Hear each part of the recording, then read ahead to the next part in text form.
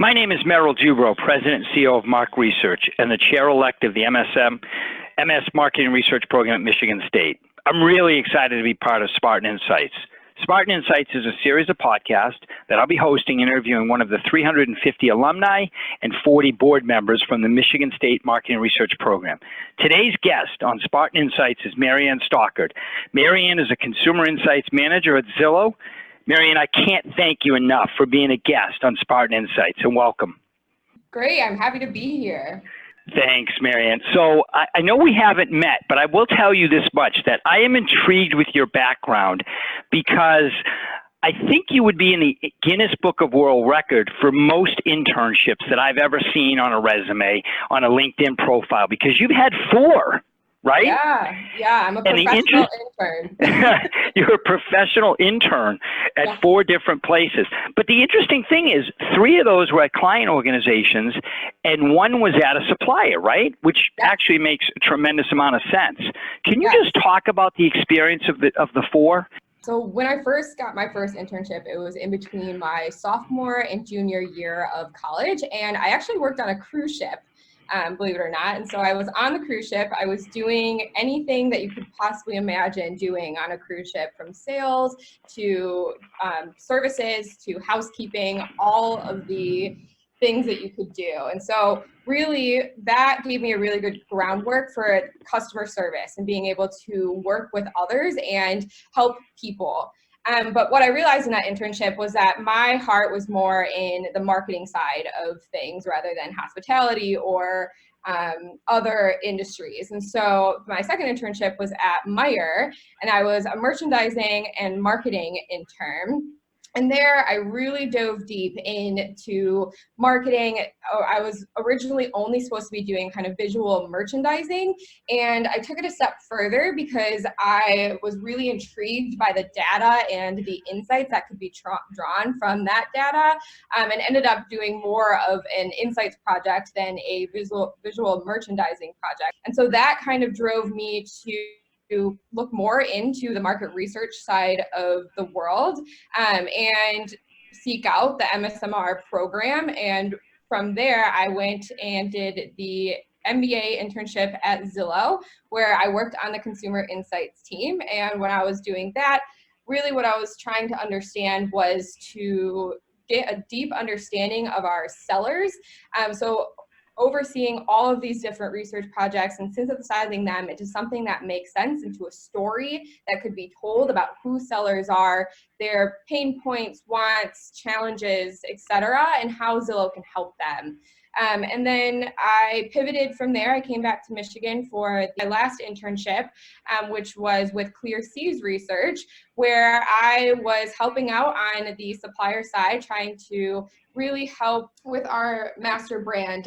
It was a great experience, both the supplier and the client side. And overall, like I said, professional intern. I've been through the ropes of internships, and I am full-time at Zillow. That's interesting. So you don't know this about me, but back in the day, again, because I'm really, really old, I started as an interviewer. So I did door-to-door interviewing, I did mall intercepts, I did phone interviewing, all of that. And did you actually do, when you were on the cruise ships, did you stop customers and actually ask them some questions, or no, not at all? No, so that one wasn't really research related at all. So it wasn't. Okay. Yeah, no, that one wasn't. But it did have elements of customer service and really honed my people skills, which I think is really important within the market research world as well. Perfect. So when you think about it, so there you are, you're in school, you've had both client experience from 3 different internships. You now have supplier with 1 company, right? What was the number one kind of takeaway from each in terms of, if I went client side, I'd be able to do blank, I'd be able to learn blank, and the opposite if you went the other way? Yeah, definitely. I mean, I think they teach this in the program, and it's really true when you're working in the different fields, but it's the breadth versus the depth. The client side is going to give you a deep understanding of the business challenges and understanding what exactly is going on within your world, but it's industry specific. You're focused on one project. I am on brand insights right now. So my world really revolves on having a deep understanding of buyers, sellers, and renters. Whereas on the supplier side, you have a lot more breadth. You have a better understanding of several different types of industries and working to help those industries as well. And so both of them are equally rewarding. I think they're rewarding in different ways, but super interesting learning experience from both. That's great. Yeah, I mean, it's most people don't get that opportunity, right? They have to make a decision with experience from only one. So let's speed up. So after your 4 internships, which I'm sure, no doubt, all 4 companies wanted to hire you in some capacity, you end up at Zillow. So can you talk about your job today, some of your responsibilities, some of your experiences? Yeah, definitely. So I am a customer insights manager, and I've been here for about 10 months now. And I've actually been in kind of 3 different roles or focus areas since I've been here. So I started off as a business to consumer. So I was really focused on having a deep understanding of buyers, sellers, and renters. And then quickly pivoted over to the rentals world, where I was really honed in on renters. And I looked over both B2B and B2C. And now I'm on brand insights, which is really focusing on how does Zillow show up in the world? How do we communicate our brand out? What do we stand for? And how do we really make sure that we are giving individuals a great experience? And I think it's been an awesome opportunity because insights is a very key element here at Zillow, and we really help and we partner very closely with different stakeholders around the organization to ensure that we are leading with the customer voice. Customer voice is at the center of all of the decisions that we make here at Zillow, which is exciting, and it's definitely a great experience for me. No, that's great. So let's talk a little bit about that for a second, because you bring up a really good point with stakeholders. So internal clients, I assume in your 10 months there you've had, I don't know, how many internal clients would you say you had? Is it 7? Is it 10? Upwards of 100. Yeah, we love collaboration at Zillow. I worked on a project where I've had 40 stakeholders on one project. So, which is hard, right? 40 stakeholders, 40 opinions, 40 different personalities. How do you navigate through that? And any best practices, again, for the next generation of researchers that when they come out to help navigate through that? Yeah, definitely. I think the number one thing is that every opinion matters. At the end of the day, you have to get buy-in from multiple people around an organization. And so it's important to both identify who else is going to need to buy in to actually use these insights, but also that you actually actively listen to them. I think one of the big things that I've learned is that if you can just listen and digest what they're saying, you're going to be able to map out how to make these insights actionable. And in addition to that, there's so many of them, a lot of times they have opinions that overlap with one another. And so it's not necessarily new, but it warrants better insights, warrants more rich, actionable information if you can understand what the core need and problem is. And so my advice is to listen, make sure that you are incorporating the people you need to incorporate, because at the end of the day, I'd rather have 40 people who can action on it than 2 people who don't know what to do because they need those other 38 people's buy-in. Yeah, that's helpful. So look, out of the 100 or so stakeholders, clients that you've had, I'm going to assume only one was difficult to handle. Only one was difficult to manage, even though my gut is it's more than that. But let's say it was one. How hard is that to deal with? Because, I mean, think about it for a second. You work for the same company. You're in different departments, I assume. It could be somebody who has a bigger title than you. You're just not communicating effectively, and that relationship isn't just exactly where you want it to be. How hard was that to deal with? It can definitely be challenging. Like you mentioned, a lot of times my stakeholders are director level and above, and I'm manager level. And so you have to kind of learn to, and I think it all goes back to listening again, make sure that whatever you're doing is really trying to get at what their core need is. But it can definitely be a challenge to make sure that you are giving them something that they can use, but also is appreciated by them as well. No, that's great. And that's very, very helpful. What do you think, 9-10 months into the job, any insight in terms of what do you think makes a great researcher? What are the must-haves these days that you have to have? I would say There's probably three that stick out to me. I think the first one is that you have to be a problem solver. People will ask you questions, and it's important that you can take those questions and make meaning out of them. They have to, at the end of the day, have really solid objectives to have really good insights.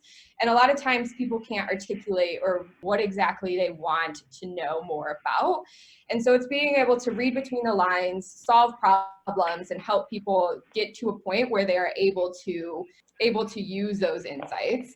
And then I think number two would be being curious. Sometimes people might think insights may not be warranted in certain projects. And I always find a way to incorporate insights just because I'm very curious and I try to understand what the deep-rooted issue may be. Constantly asking questions, making sure that you fully understand before you move forward, and just having that ear to the ground as you move through the organization. And the last one, I think this one's very important, especially when you're working on the client side of things, is that you have people skills. You're able to form strong relationships that are authentic and rooted in trust, and that you're truly being a strategic partner to other individuals. This idea of strategic partnership is so important because when you're trying to influence and have the insights be at the center of what the organization does, it helps a lot if you have these relationships around the organizations that can help people get buy-in elsewhere. Wow, there's like 9 takeaways in that list. That's impressive. So let's assuming now, I mean, I know the stock would plummet after I tell you what I'm going to ask, which is I'm now working at Zillow, so you know what's going down, and I'm one of your stakeholders, and I have an objective, but it's just not clear.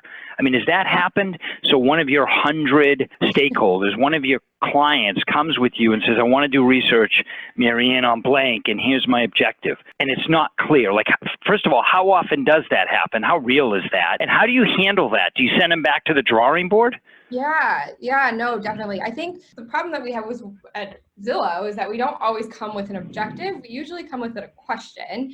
We want to run a conjoint, right? But that's not necessarily the best way to go about it. We want to make sure that whatever we're doing is really aligned with the business need. Frankly, like I just sit there and ask a lot of questions until we uncover what exactly the business is going to do with that information and what learning objectives we can put in front of us to be able to get at that business objective. I mean, I'm fortunate to work somewhere where people are very receptive to others asking a lot of questions. It doesn't matter what level they're on. They're very used to a lot of questions being thrown out there. And because of that, it makes scoping meetings go a lot smoother. And when we can ultimately derive at something that we can use as a solid objective as the input into our research. That's interesting. Where does research report into? Does it report in right to the brands? Does it report into a CMO? Yep, we report into the CMO. You do? Okay. So you do. So are you in meetings with the CMO? Are you presenting to the CMO? Yes. Every once in a while we present to the CMO. I've presented to the founder of Zillow before, which has been an awesome experience. But yes, it's a very research-driven organization. Okay. So let's talk about that a little bit. A couple questions specifically to Zillow and some of the changes that have been going on. So, earlier in 2019, obviously you changed CEOs, right? Yeah. Spencer was out, Richard Barton took over the top spot. Did that change research at all, positively or negatively? Sure. I think we have been incredibly fortunate that both of them very much so valued research and valued the customer voice. And so I don't think it affected insights so much. Both times insights has really been seen as kind of the headlights of the organization. And that's been very fortunate that both of them want to hear the customer voice. So it wasn't a huge change between CEOs. Okay, great. So a follow-up to that would be earlier this year, Zillow is getting into flipping houses and changed the strategy a little bit in a lot of ways, changed the strategy overall. How did I assume, or I hope, I pray that research insights had a big role in that. Am I right? Did it have a big role? It did, yeah, definitely. Okay. So the follow-up question, which is, Obviously, that's great for the insights world. Can you tell us the role that it had, how important it was in the direction to shape the future of your company? Yeah, definitely. I mean, I think it played a very key input into the strategy going forward. Frankly, home buying, selling, and renting can be a pretty painful process for individuals. And if you watch any of the, PR releases or anything that we've put out there, a lot of times, like, we've referenced these pain points. And so, we as insights uncovered those pain points and were able to present that in such a way that inspired action. That's something that consistently we've focused on doing as an insights team, and we have a couple of research groups around the organization, and they all do the same. We're focused on making sure that we're giving something that's actionable, and that we're partnering very closely with different business individuals to help drive those changes. Like I said, our senior leadership, different stakeholders around the organization are very receptive to insights, and they're able to use those insights to be able to shift strategy. So it was a huge part of the change that we went through, and it continues to play a large role in making sure that our customer is at the center. That's great. That's really, really, really exciting.